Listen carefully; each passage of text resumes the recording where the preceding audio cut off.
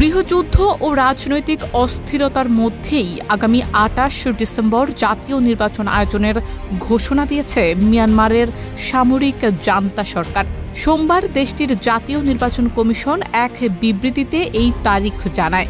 তবে বিশ্লেষক ও আন্তর্জাতিক পর্যবেক্ষকরা নির্বাচনের এই আয়োজনকে প্রহসন ও প্রতারণা আখ্যা দিয়েছেন।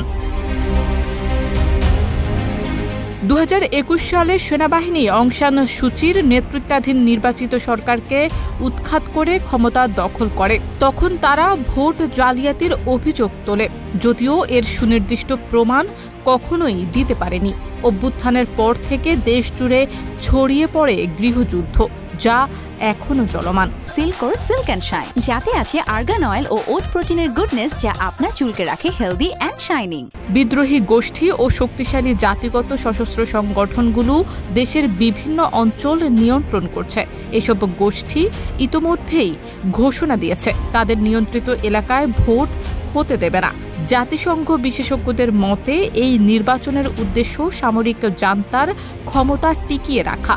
সেনাপ্রধান মিং অং হ্লেইং বর্তমানে ভারপ্রাপ্ত প্রেসিডেন্টের দায়িত্বে আছেন।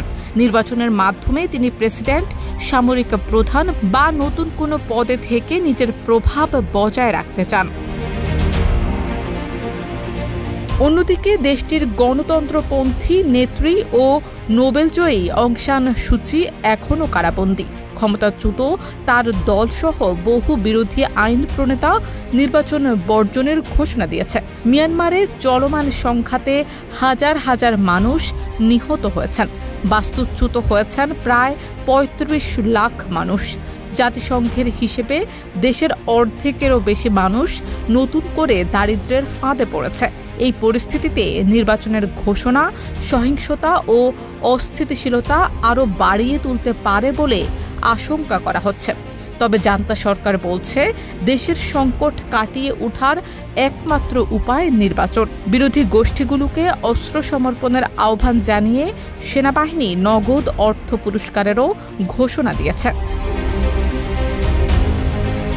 শারমিন নিশু, ঢাকা পোস্ট।